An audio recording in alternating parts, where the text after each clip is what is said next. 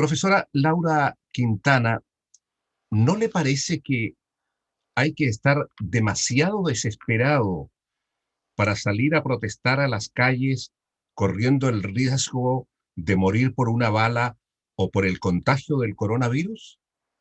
Sin duda, yo creo que la gente está sintiendo una gran desesperación y desesperanza, porque en términos generales, aunque es un paro muy polifónico, si quiere ahora hablamos de eso, creo Sí. que la gente está agotada de un orden social cada vez más excluyente, de un crecimiento de la pobreza. Colombia hoy día tiene 42% de pobreza monetaria, que es una situación de precarización que se ha acentuado con la pandemia.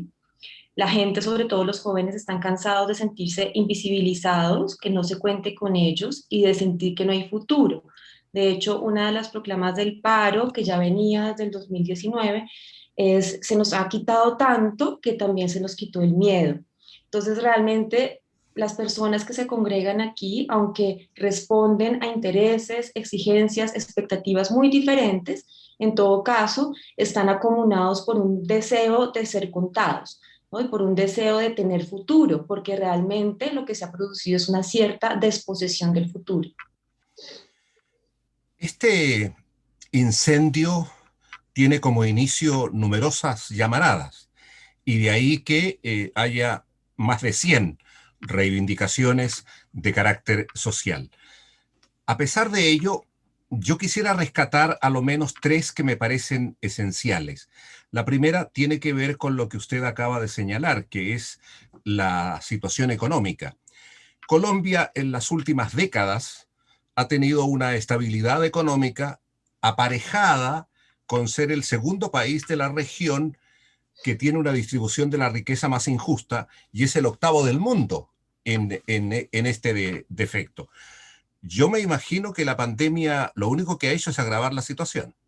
Sí, sin duda, yo creo que se ha agravado la situación y creo que la gente está cansada de unos programas neoliberales que han sido privatizadores, que han desmantelado políticas sociales, que han impedido que se lleven a cabo programas para promover los derechos sociales y que también han favorecido sobre todo a los grandes capitales. Yo creo que hoy en día, aunque esa economía que dio mucha estabilidad internacional parecía tener como una buena eficacia desde ese respecto, desde otros respectos tiene unas grandes deudas con la población, porque fueron programas económicos que redujeron muchísimo el Estado a convertirse sobre todo en un Estado securitario, un Estado que podría asegurar, digamos, la estabilidad supuestamente para la inversión extranjera, pero que supuso, digamos, muchos programas que terminaron precarizando mucho más a la gente y que supuso sobre todo, digamos que eh, dirigir todo el gasto público, sobre todo a un gasto securitario. Eso también tiene que ver con el descontento social,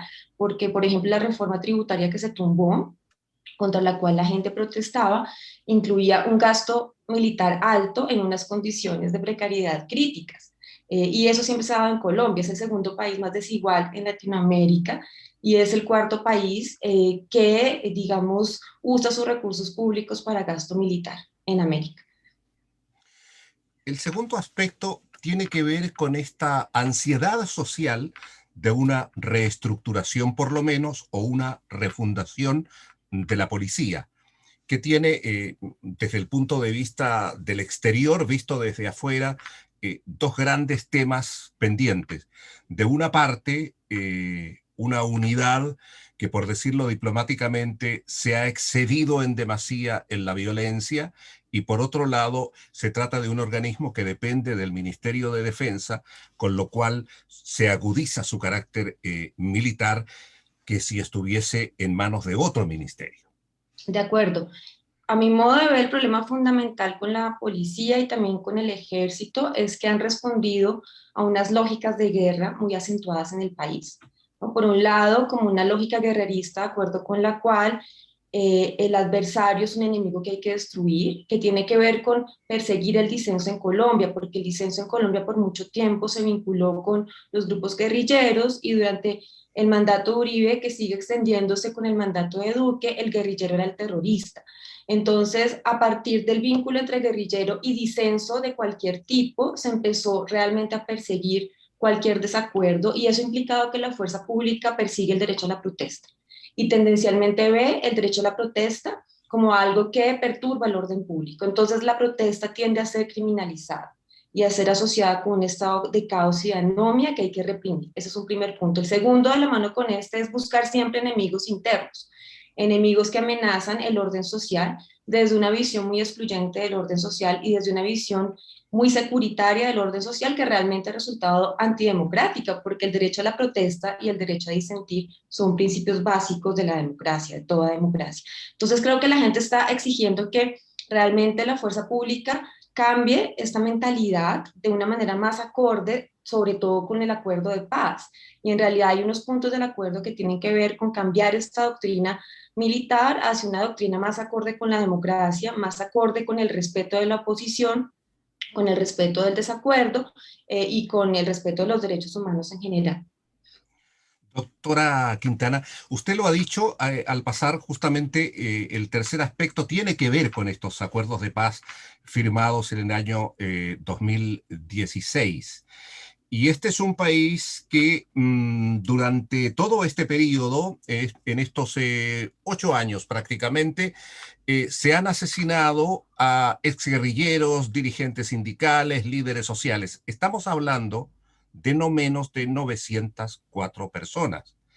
Entonces, yo creo que también se trata de un aspecto central más allá, y qué bueno que usted haga la aclaración de aquellos que pueden haber tenido alguna veleidad con movimientos guerrilleros o movimientos de izquierda. Esto es más bien un problema de país, ¿o me equivoco? Totalmente. Yo creo que el paro también es contra la destrucción de la promesa que implicaban los acuerdos de paz de acabar una guerra muy cruenta en Colombia.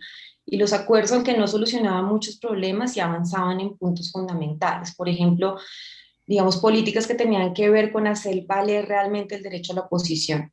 Por ejemplo, políticas que tenían que ver con programas de restitución de tierras, porque sabemos que el gran problema de guerra en Colombia ha tenido que ver con la tierra.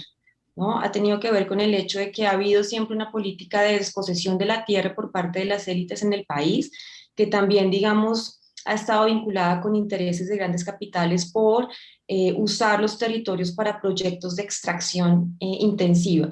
Y se ha dado lo que en estudios sociales se conoce un vaciamiento territorial, que tiene que ver con incentivar la situación de caos y terror en los territorios para que la gente se desplace y esas tierras queden en manos de grandes propietarios que las dedican a extracción intensiva y extensiva.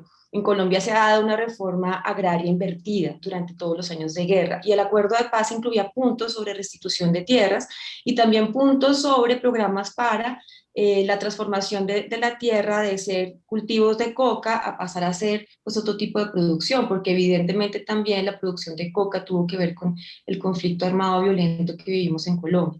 Entonces creo que hay una serie de programas que estaban muy vinculados con hacer posible otro país, con hacer posible otro futuro, que han sido desmantelados. También, digamos, proyectos que sí se están llevando a cabo que tienen que ver con revelar la verdad fáctica que estuvo en juego en la guerra, la manera en que también todo esto fue impulsado por empresarios que se sirvieron del paramilitarismo para perseguir sus intereses. Y creo que el gobierno actual se ha dedicado a desmantelar todo esto porque hay una preocupación porque se descubre esa verdad. Y creo que el paro también va en contra de todo este desmantelamiento. Estos son mis tres temas. ¿Agregaría usted alguno más? Estoy pensando, por ejemplo, en el tema de salud, que al parecer, y no solo por la pandemia, se trata de algo realmente fundamental. Sí, yo creo que la gente está agotada de que sea tratada como vida que no vale la pena, porque realmente en Colombia también hemos tenido unos programas neoliberalizadores que han reducido el servicio de salud como a un derecho poco garantizado y que, digamos, han desmantelado el servicio público de salud. Entonces, la ley 100 que la promovió Uribe hace muchos años, en los 90, inició ese proceso de privatización y ahora hay una reforma a la salud que quiere acentuar esa privatización de la salud para muchos sectores públicos.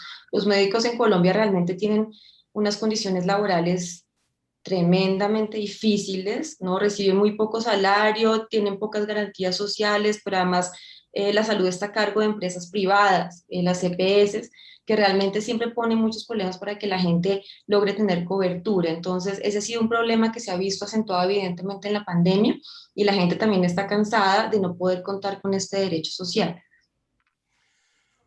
Profesora, dos teorías vinculadas a la conspiración, o conspiranoicas, como le gusta decir a alguna gente. La primera dice que lo que se ha puesto en marcha en Colombia es una revolución molecular atenuada. Frase del neofascista chileno Alexis López, es decir, para resumir, una izquierda buscando el modo de crear el caos para destruir las instituciones del Estado. Sí, esa teoría es realmente problemática y recientemente el presidente Uribe la invocó. Es problemática no solamente porque tiene que ver con ideas neonazis, sino también por algo pues muy serio, y es que pretende volver objetivo militar a los ciudadanos que protestan, ¿no? Desde la idea de que quienes protestan lo que quieren es producir el caos social. Y entonces quiere hacer ver al manifestante como terrorista, que está poniendo en cuestión el orden social. Lo que me llama la atención es que esta noción de revolución molecular disipada realmente trastoca una noción que de hecho yo he estudiado bien, introducida por Félix Guattari y también trabajada por Gilles Deleuze, Así la es. idea de revolución molecular, que en realidad tenía un sentido bastante antifascista, porque lo que quería mostrar es que pues hay que cambiar nuestros cuerpos, hay que hacer toda una revolución corporal, afectiva, estética, para que podamos luchar contra esos microfascismos, contra esos fascismos moleculares que nos vuelven en policías vigilantes, que nos hacen estigmatizar a los otros, que nos hacen despreciar la diferencia, que nos hace temer porque el mundo sea múltiple. Entonces creo que paradójicamente lo que sí necesitamos desde mi punto de vista es una revolución molecular que cambie prácticas extractivas, prácticas expansivas que están destruyendo el planeta y que tienen que ver con pues un capitalismo depredador que realmente pues está haciendo el mundo invivible. Pero obviamente para el fascismo, que los cuerpos se vuelvan cuerpos indóciles, que los cuerpos quieran cambiar este estado de cosas que realmente nutre el statu quo, pues obviamente es muy peligroso. Entonces, en realidad, esta afirmación de Uribe es muy desfachatada porque pone de manifiesto todo su proyecto fascista. La segunda teoría conspiradora es la de aquella gente que acostumbra a decir lo siguiente: mire, no es nada extraño que lo que está pasando aquí tenga metida las manos Maduro. Sí, que es esa narrativa en Colombia por tantos años de guerra que también tuvieron que ver con las narrativas de la Guerra Fría. Digamos, la persona de izquierda se considera una persona peligrosa, ¿no? Y se desfiguró pues a la persona de izquierda como el comunista guerrillero, que también, claro, tuvo que ver, como usted lo señalaba, con el hecho de que en Colombia hubo movimientos de izquierda que justificaron todas las formas de lucha y que sí que estuvieron vinculados con movimientos guerrilleros. Pero en Colombia se han dado procesos de desmovilización que son muy importantes, pero sin embargo no se ha desmovilizado esta mentalidad de la Guerra Fría en la fuerza pública y en muchos sectores de la sociedad que siguen viendo a la izquierda como un peligro. Obviamente esa sensación de amenaza se incentivó con el hecho de que hubo este proyecto autoritario de izquierda muy desfigurado por Maduro, que realmente llevó a Venezuela a una debacle social. Entonces, me parece que en Colombia la derecha siempre ha movilizado ese temor por esa debacle para justamente impedir opciones transformativas en el país, porque evidentemente a la derecha, que se ha enriquecido con las enormes desigualdades que se dan en el país, no le conviene que pues haya un proyecto redistributivo que tenga mucha más conciencia social. Entonces tiende a desfigurar como peligroso y amenazante todo proyecto serio de transformación social. Yo sé que para la próxima pregunta me pongo de un lado y no mantengo el equilibrio que se nos recomienda a los periodistas y que yo mismo recomiendo. Pero creo que interesan mencionar estas teorías porque tengo la impresión que muchas veces, la mayor parte del tiempo, la gente que las esgrime no se da cuenta o no quiere darse cuenta que comete una tremenda injusticia y una tremenda ofensa a todos aquellos que son la mayoría y que salen a protestar en la calle de forma pacífica porque están hartas de soportar tantas limitaciones y tantos dolores durante tantos años. Totalmente de acuerdo. Yo creo que en Colombia además hay un nudo ciego que se retroalimenta y es que por una parte están estos discursos que en realidad promueven que el statu quo no cambie, que son regresivos en derechos, que son de derecha y ultraderecha, pero por otra parte hay una mentalidad institucionalista liberal que también muchas veces teme las grandes transformaciones y entonces estas dos mentalidades han creado nudos ciegos en el país porque se sospecha siempre cuando hay este deseo de transformación en las personas, que hoy en día de hecho no se inscribe en ninguna opción partidista. Yo creo que la característica del paro actual es que no está respondiendo a esas configuraciones partidistas de antes. No se puede decir que sea de derecha ni de izquierda, aunque tiene una demanda, ¿no?, de transformación social muy grande. Y creo que necesita pensarse de otro modo y digamos que no está respondiendo a las formas de representatividad tradicionales ni a los liderazgos tradicionales. Y yo creo que muchas veces por temer ese anhelo de transformación desde una lógica o desde la otra, pues justamente se invisibiliza ese deseo y se mantiene el statu quo como está. Y en realidad en Colombia hemos persistido en esta situación por mucho tiempo, creo que la gente está harta de eso y creo que pues este paro sí merece transformaciones de fondo. Profesora Quintana, me cambio de acera. En toda crisis social, no estoy hablando solo de Colombia, sino en cualquier país, invariablemente un pequeño grupo, grupúsculo en realidad, que representa a la minoría más absoluta de la población, aprovecha la ocasión para hacer sus desmanes, para implementar la violencia, para hacer saqueos. Se trata, repito, de una ínfima minoría, pero que a veces provoca tal daño que resulta irreparable para la crisis. Ujú. Sí, digamos que en esa cuestión que se suele llamar vandalismo, creo que hay Así es. muchas cosas en juego. Por un lado está, digamos, el interés siempre como de los gobiernos de derecha y que quieren proteger el statu quo de asociar la protesta con vandalismo. Eso es muy importante tenerlo en cuenta, porque antes de que suceda la protesta social en Colombia, siempre las ciudades se militarizan. Es decir, de antemano se anuncia que se va a tratar la manifestación como un problema de orden público. Segundo, se ha demostrado, porque hay investigaciones sobre eso, que la policía misma infiltra la protesta para cometer actos vandálicos de modo que la deslegitime. Y de ese modo entonces la primera pretensión queda cumplida.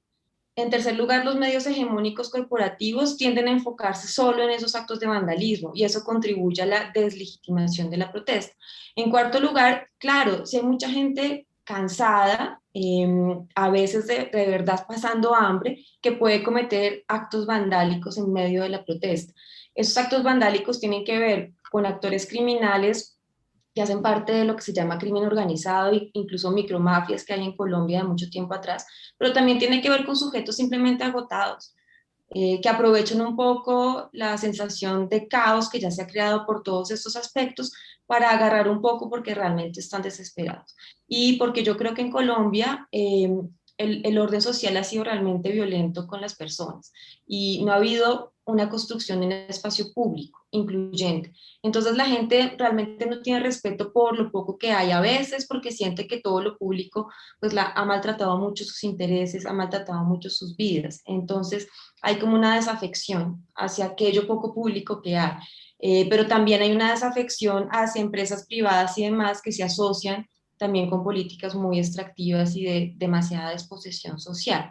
Entonces creo que se combinan todas estas cosas y reducir el asunto a un desbordamiento vandálico, pues invisibiliza muchas de estas complejidades. Profesora, tres cosas finales.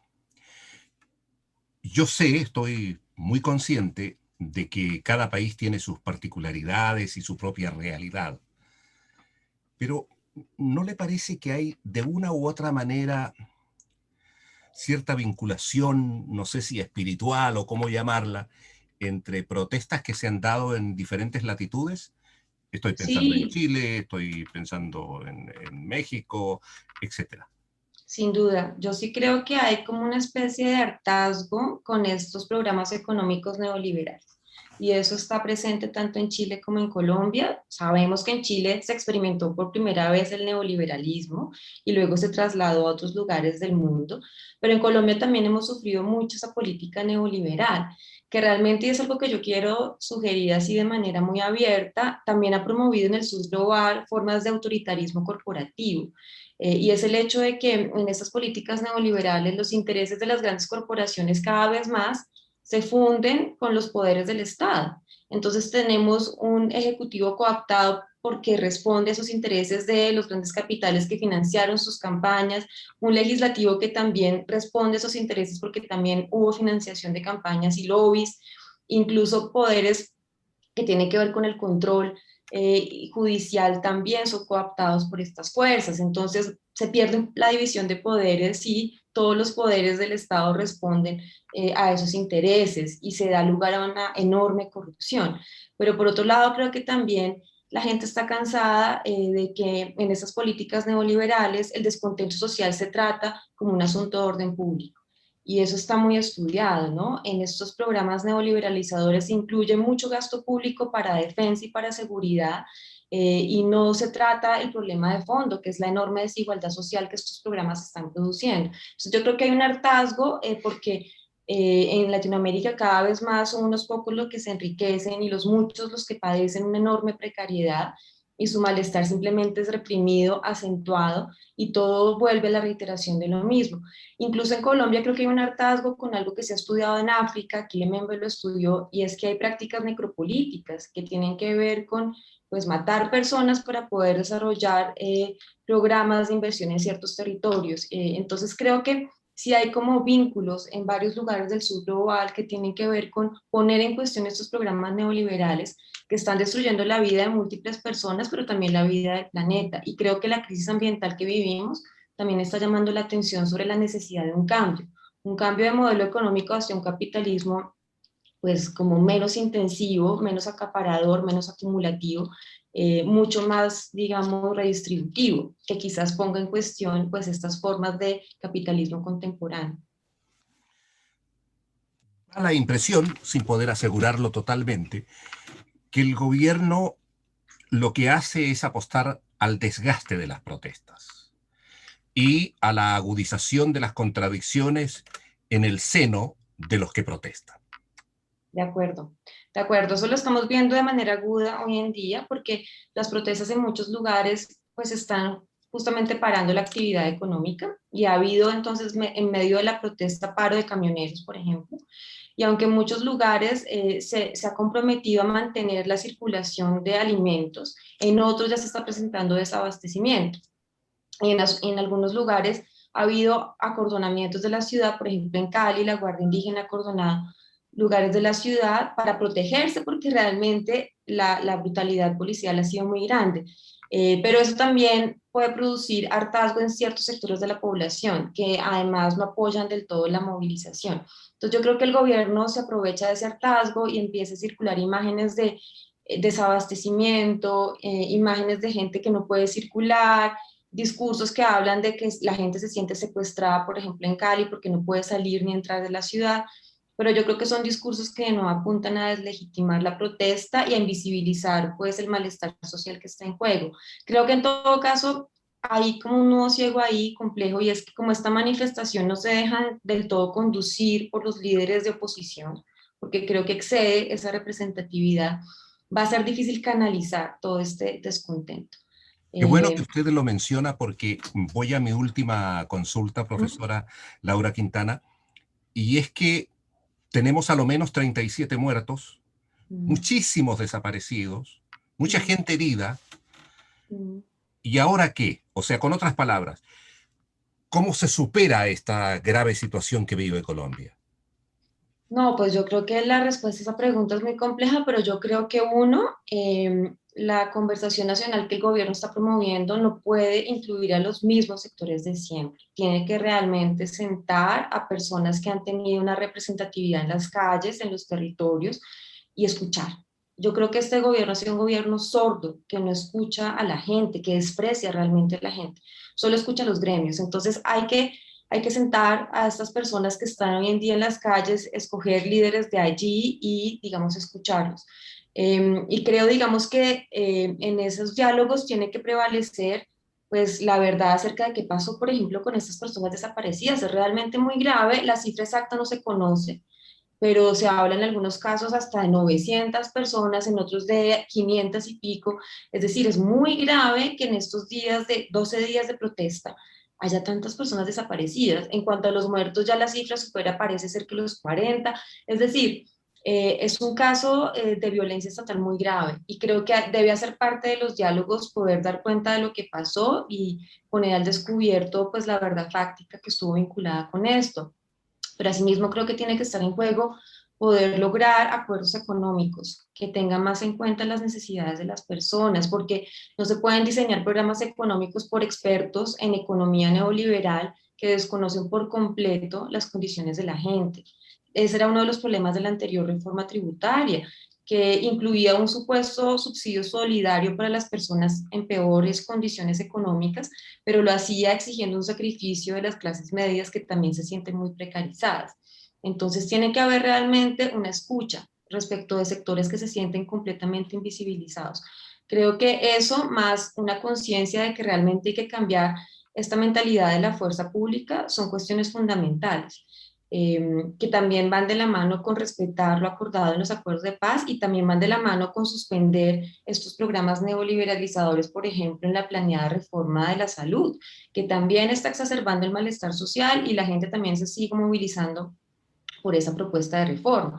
Hasta que no se baje esa reforma, hasta que no se escuche a la gente, hasta que no se reconozca los desmanes tan graves, que no son meramente desmanes, sino abusos y, digamos, y respeto a los derechos humanos, pues yo creo que va a ser muy difícil poder realmente canalizar ese descontento y hacer algo diferente con él.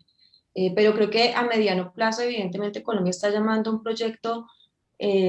proyecto diferente de país y ojalá en las elecciones que se vienen en 2022 podamos escoger una opción política pues mucho más consciente de los problemas sociales tan agudos que vive el país.